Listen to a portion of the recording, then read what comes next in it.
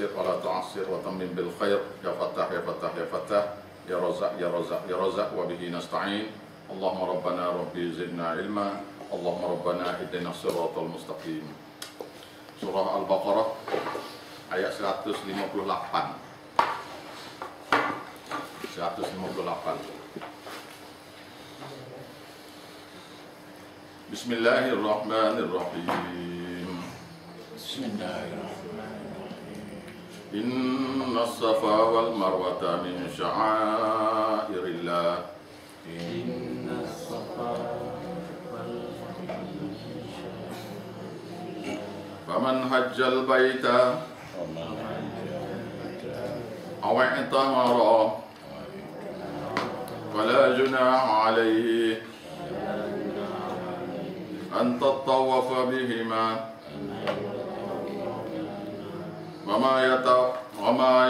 وما تتطوع خيرا فإن الله شاكر عليم.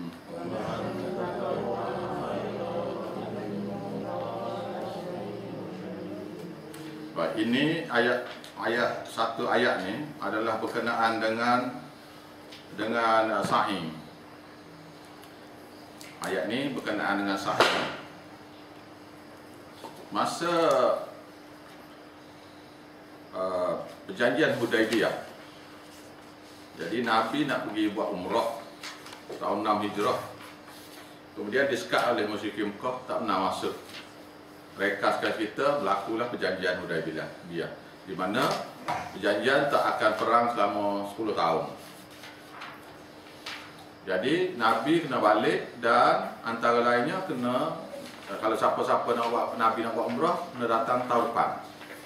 Tahun depan baru boleh buat umrah, tahun 7 Hijrah. Jadi ayat ni ialah berkenaan dengan sahabat-sahabat Nabi yang nak buat umrah. Nabi tak pergi buat umrah. Nabi pergi tahun 6 Hijrah nak buat umrah, tak boleh masuk untuk buat umrah, maka Nabi sembelih dam. Sembelih dam dia tu. Dam tu ialah unta Abu Jahal.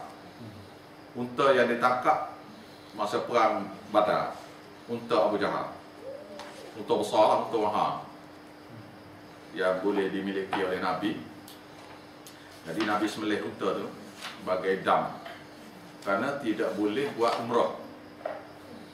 Jadi tahun 7 Hijrah sahabat-sahabat Nabi pergi nak buat umrah. Jadi masa nak pergi tu, mereka yang biasa dah buat umrah masa zaman mereka jahiliah dulu, di Safa dan Marwah ni ada dua berhala. Asif dan Nailah nama. Satu berhala perempuan, Nailah. Satu lagi Asif. Asif di Safa Marwah. Jadi Nailah di Safa, Marwah Asif yang lelaki. Asal ceritanya begini. Masa mereka dulu, lama dulu lagi lah, daripada syariat Nabi Ibrahim ni, mereka kena buat haji setahun sekali. 9 Zulhijjah tu juga hari sama juga. Cara tawaf pun serupa lah belaka. Jadi mereka tak ada pakaian untuk buat umrah, tak ada ihram. Maka ada dalam ramai-ramai itu adalah seorang Tebu Ayah Peng gitu. Tebu Ayah Peng ada situ. Jadi dia kata, yang mana yang tak boleh, yang tak ada ihram, kita daripada mahsyar besok jumpa Tuhan pun telanjang juga. Jadi yang ori ya. Yang ori. Jadi awak semua kita pakai telanjang lah. Yang mana tak ada pakaian umrah ihram tu telanjang. Tawaf sekali ni, tawaf sekali. Sa'i sekali, tawaf sekali. Jadi bila tawaf tu naik syekh dia tengok yang lelaki perempuan ni jantina ni, bukan aurat ni. Dalam ramai-ramai itu ada seorang nama Asif dan Ailah. Mereka ni berkasih lah ni, dua-dua ni bercinta, dua orang ni. Jadi berjanji nak zinanya dalam Kaabah. Masa tu pintu Kaabah ni sama dengan tanah. Masa duk tawaf malam tu, tawaf, prap, dia masuk dalam. Ada dua riwayat. Satu riwayat kata berzina dalam tu. Satu lagi kata masuk nak berzina tu jadi batu. Ya, jadi ustaz saya pilihnya dia kalangan kita lah, bahawasanya nak berzina tu jadi batu. Masuk dalam keadaan telanjang dalam tu. Berhala belum ada lagi. Berhala belum ada lagi masa tu. Ya. Maka bila cari nak ilah ni tak balik rumah, Hasif tak balik rumah ni, cari, jumpanya masa nak cuci Kaabah tu. Cuci dalam tu. Daripada tahi burung pati apa tu kan. Tengok ada patung dua lelaki perempuan telanjang dia. Maka dia bawa keluar. Daripada situ ada ahli sunnah dia ikut syariat Nabi Ibrahim Ori tu. Tapi yang ramai itu ahli bidah. Maka mereka kata, kita buat tawaf telanjang ni, jadi ini adalah tuntutan kita buat ni, kita nak beritahu ikhlasnya kita. Ginilah kita masa kita besok jumpa Tuhan. Tapi mereka yang nak berzina ni tak boleh. Ini akibat siapa-siapa nak berzina dalam Kaabah akan jadi berhala. Jadi fatwanya oleh puak-puak ahli bid'ah dia ni masa tu ialah letakkan, sandarkan patung nak ilah dengan Asif ni di Kaabah. Okey. Jadi anak cucu dia orang pun datang ke tawaf. Dia tengok yang telanjang ni, dia tengok patung yang telanjang dua orang ni, dia pun telanjang. Okey. Kemudian bila lama masa, tok guru kita, tok nenek kita ni tawaf benar ni. Lalu satu orang bawa masuk mari berhala sebenar. Start bawa masuk. Saya tak ingat nama dia, nanti kita beritahu lain kali. Nama dia. Nama orang yang berbawa. Maka bila berhala tu start bawa masuk, patung nak ilah dengan Asif ni dibawa ke Safa dan Marwah. Jadi siapa-siapa yang nak umrah, nak sa'i, pegang kaki nak ilah di Marwah, Safa, kemudian pegang kaki Asif di Safa Marwah, di Marwah. Sahabat-sahabat Nabi yang pernah buat macam ni, bila nak pergi buat umrah tahun 7 Hijrah, mereka enggan nak sa'i tu. Nak tawaf tu tak apalah, tawaf tu.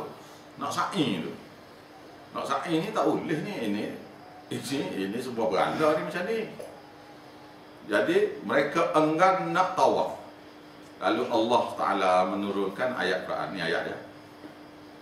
Kalau tak cerita yang tu tak faham ni ayat ni. Nah? Inna Safa wal Marwata min sya'airillah. Sesungguhnya Safa dan Marwah itu adalah daripada lambang-lambang keagungan Allah.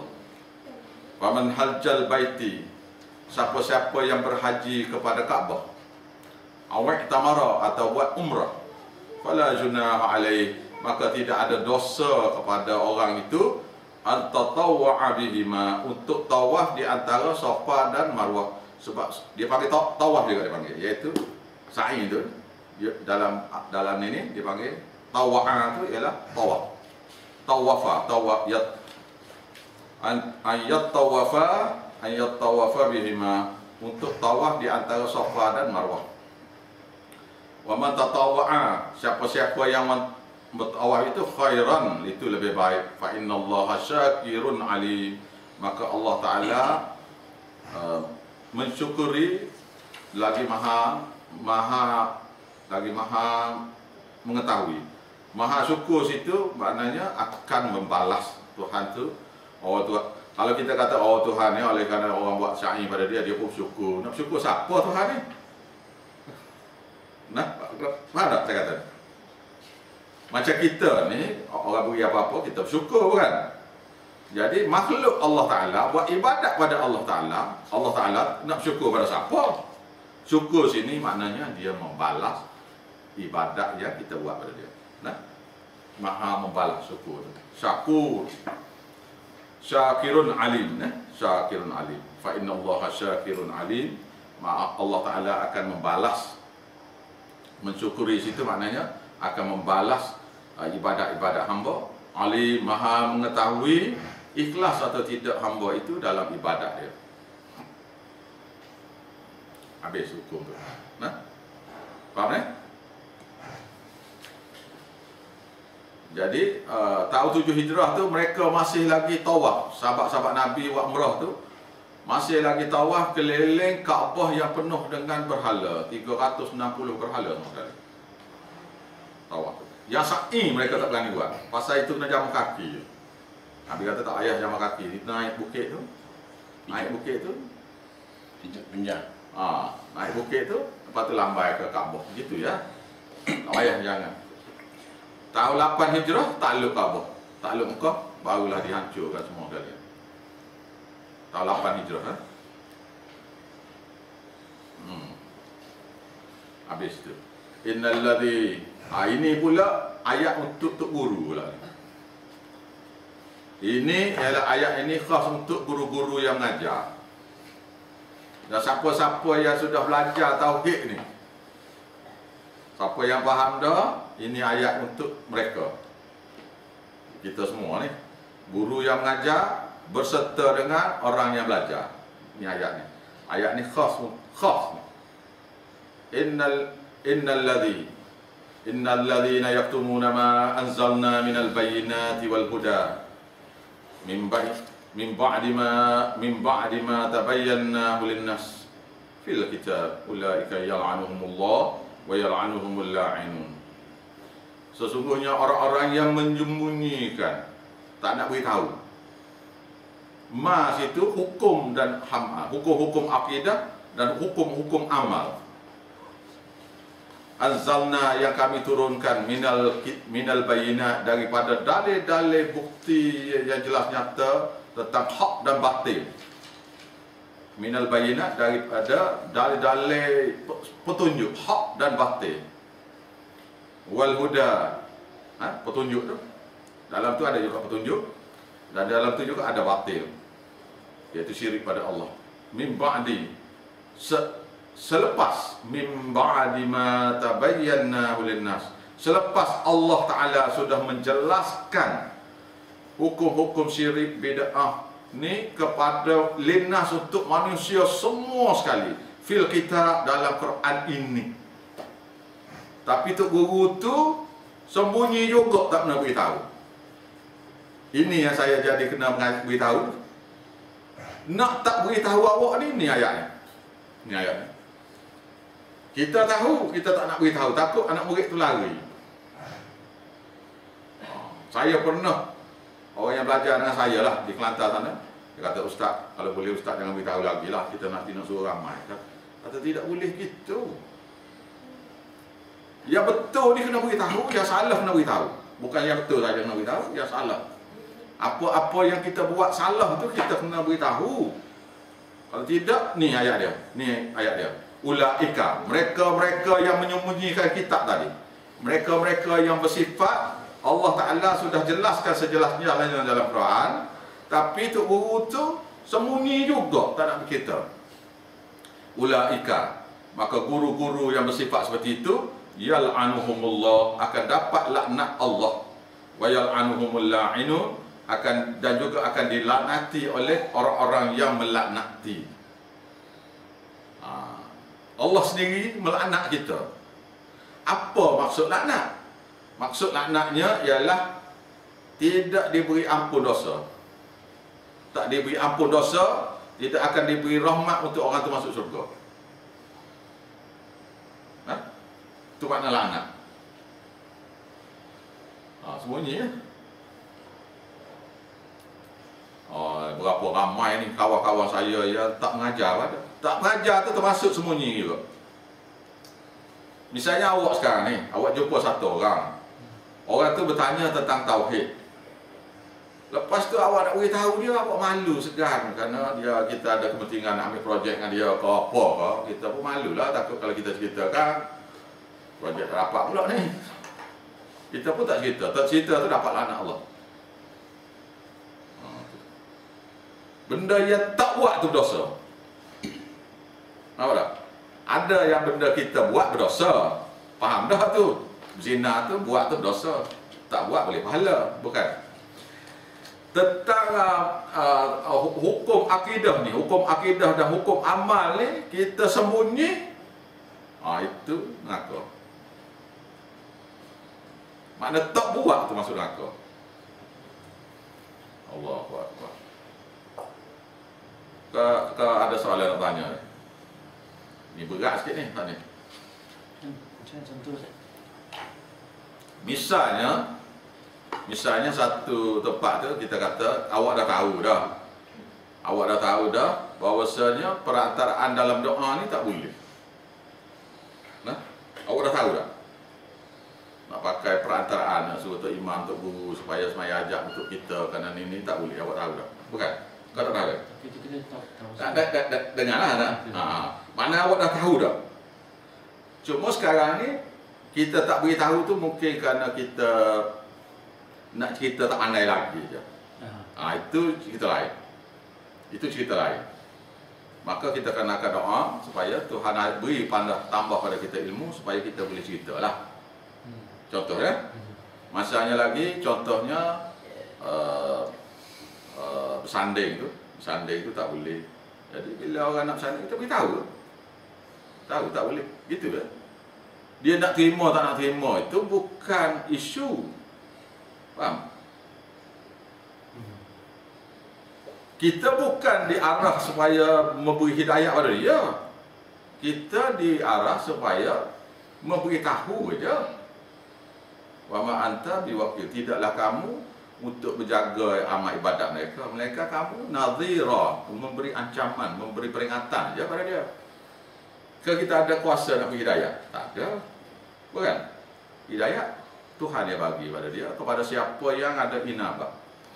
Contoh lainnya, misalnya lagi kita dah tahu bahawasanya pesaka dah. Pesaka baru ni ada belajar pasal pesaka sikit kan. Iaitu pesaka ni tidak boleh dibuat melainkan dengan faraid.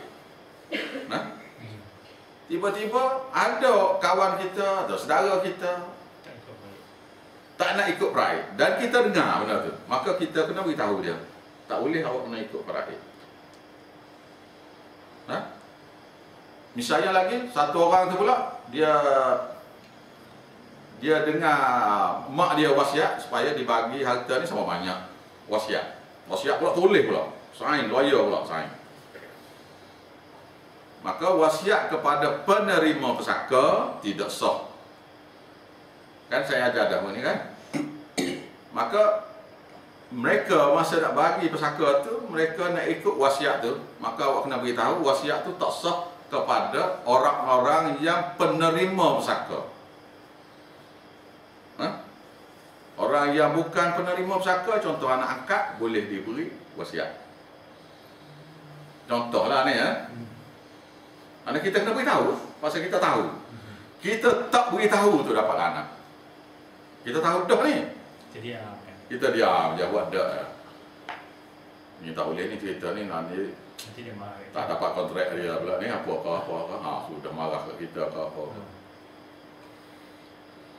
Nah, tak boleh kita kena ikut faraid. Dia tak nak dengar itu cerita lain.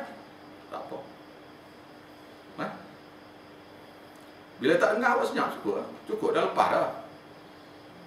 Itu makna dia. Antara lain iaitu tidak boleh menyembunyikan hukum-hukum akidah yang menyebabkan dia tu syirik pada Allah ataupun hukum-hukum amal. Faraid lah, siapa lah nak beramal ke, nak apa faraid ke, apa saja hukum. Kejap lagi kita akan belajar keadaan nikah kahwin ni. Surah ni syarat nikah yang bini, cerai yang bini. Tak boleh nak cerai bini, kamu kena balik sama mak bapak kamu. Allah balik. Tak boleh tu. Kita ni biasa, siap kaya bayar, kita balik. Tolong hantar. Tak boleh. Lepas tu, wali pula kan, macam kita, macam saya lah, ada anak perempuan, wali. Kita pula, bila suami dia tu nak rujuk balik, tak boleh, kamu sudah bini pada anak aku. Dianya dalam edah. Tak boleh sekat tu dosa. Sekat daripada jumpa berdosa lagi. Lepas tu pula, lepas dia tu habis iddah, contoh habis iddah. Bila sudah habis iddah, dalam surah Baqarah ni juga, orang yang paling layak kahwin dengan perempuan itu ialah bekas suami dia dulu. Bapak tak boleh buat apa tu kalau dia nak kahwin semula tu. Aku tak nak bagi wali kerana dia buat gini-gini pada anak aku. Walaupun anak aku kena balik dengan dia. Misalnya. Automatik jatuh kuasa wali tu dia. Dia kata tu jatuh kuasa wali. Pergi ke majlis agama, keluar surat. Ni kau kahwin ni wali raja. Nampak? Saya beri contoh-contoh lah. Maknanya apa saja hukum yang kita tahu yang manusia tu nak langgar, maka kita jangan termasuk orang yang senyap tak beritahu. Kalau cerai talak 3 pun tak boleh nak hantar ke rumah mak. Talak 3 tak apa dah. Tak apa. Tak apa dah. Pasal dia dah tak nak rujuk kan. Tak boleh nak rujuk dah. Tapi walau macam mana pun nafkah kena beri sehingga habis. Dah. Tadi saya jumpa seorang kawan tu, dia bergaduh dengan isteri dia. Gaduh dengan isteri dia begini. Dia lari balik rumah kawan saya tu, yang lelaki tu. Saya kata, awak tak boleh ambil anak awak tu balik rumah awak tu, tak boleh gitu. Dia kena duduk sekali lepas tu. Jadi bercerai lah.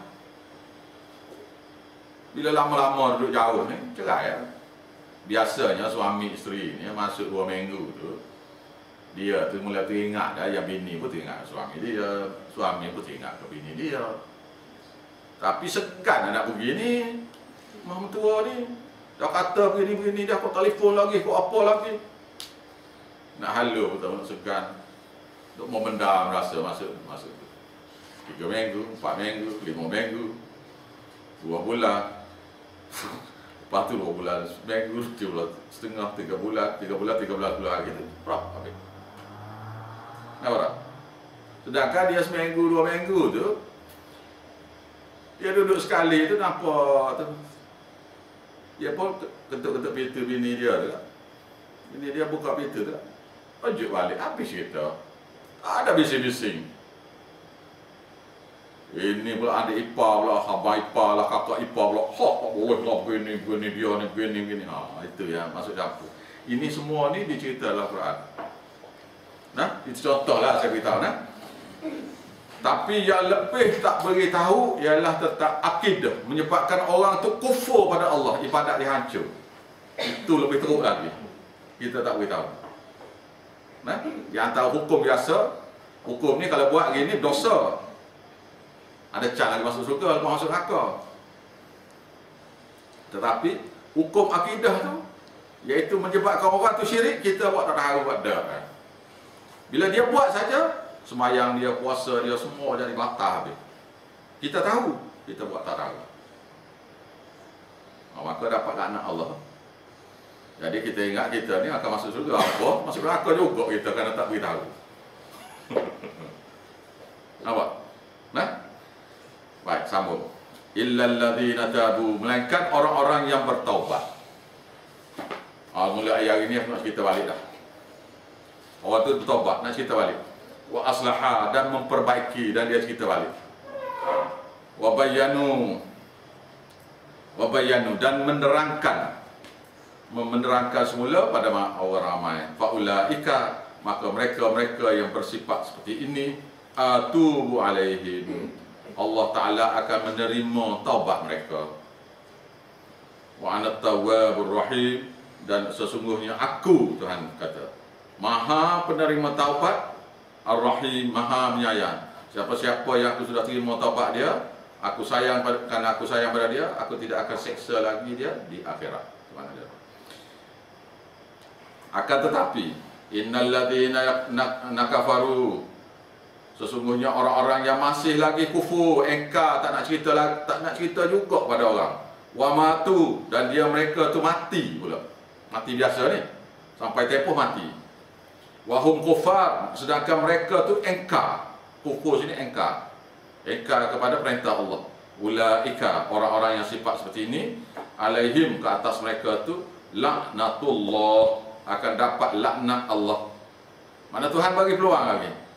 Tak beritahu tak apa, tobat. Tobat, lepas tu kena beritahu balik. Nah, tak beritahu juga, mati dalam keadaan tak cerita ni. Ulaika, orang-orang seperti ini, alaihim, ke atas mereka laknatullah, akan dapat laknat Allah. Wal malaikah, dan malaikat-malaikat seluruhnya. Wal nas, dan manusia ajma'in, semua sekali. Terlebih-lebih lagi orang yang kita tak beritahu tu akan laknat kita di pada mahsyar. Kerana dia lah Tuhan tak beritahu. Dia ada masa kita buat ni. Allah. Dia ada tu masa kita buat tu. Dia reti, dia tak beritahu kita. Kalau dia beritahu kita, kita tak akan buat ni Tuhan. Tak gitu. Allah. Ni khalidina fiha, kekal mereka dalam neraka tu. La yukhaffafu anhumul azab, tidak akan diringankan ke atas mereka azab. Ya Tuhan, kita minta ringan sikit hari ni. Boleh sekali hari ke, satu hari ke. Tak boleh. Walahum yunzarun, dan mereka tidak akan diberi tangguh ke, tempoh dalihan ke, untuk dalih ke, apa-apa tak boleh. Bila dah nak masuk neraka ni, tak boleh lagi nak minta tangguh ataupun nak berdalih, tak boleh. Oleh sebab itu, wa ilahukum ilahu wahid, dan sesungguhnya Tuhan kamu ialah Tuhan yang satu saja. Wa ilahukum, maka bagi kamu ialah, bagi kalian dan bagi kamu semua, Tuhan kamu ialah Tuhan yang satu saja. La ilaha illahu, maka tidak ada lagi yang boleh dibuat ibadat, dibuat doa, dibuat sembahan, dibuat pujian melainkan kepada Dia saja. Ar-Rahman, yang bersifat Ar-Rahman, Maha Pengasih. Ar-Rahim, Maha Penyayang. Ar-Rahman maknanya Maha Pengasih ni, Dia kasih kepada semua makhluk Dia, walaupun orang tu duduk dalam kufur, sembah berhala lagi. Dia masih juga beri rezeki, tak dikurangkan. Ar-Rahim ialah Maha Penyayang Allah Ta'ala ni bagi manusia-manusia yang sudah diuji di dunia ni dengan iman mereka tu. Bila masuk surga, bila mati besok, Tuhan tidak akan memberi mereka apa saja kesukaran. La khaufun alaihim wa la hum yahzanun. Tidak ada lagi ketakutan pada mereka, dan tidak ada lagi mereka berduka cita untuk tempuh alam akhirat.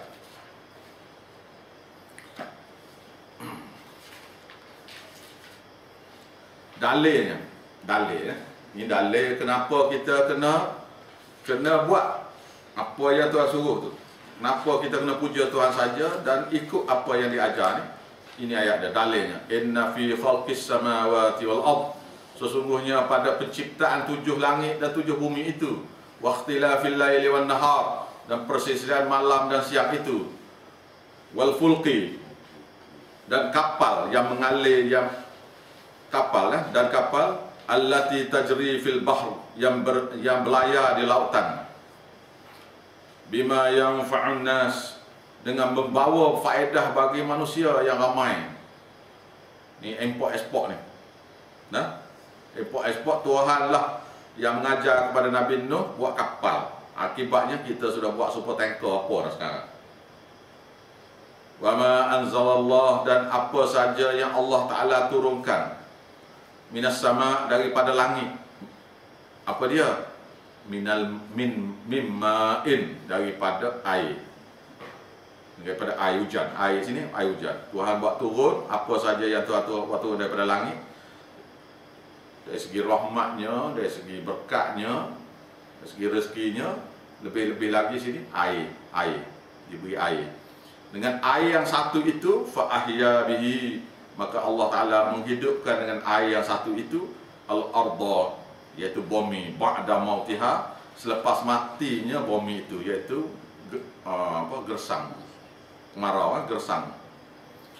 Wabatha fiha, dan Allah Ta'ala membiarkan di atas muka bumi itu min kulli dabbah, bagi setiap jenis makhluk yang merayap merata, dari segi binatangnya, binatang mamalianya,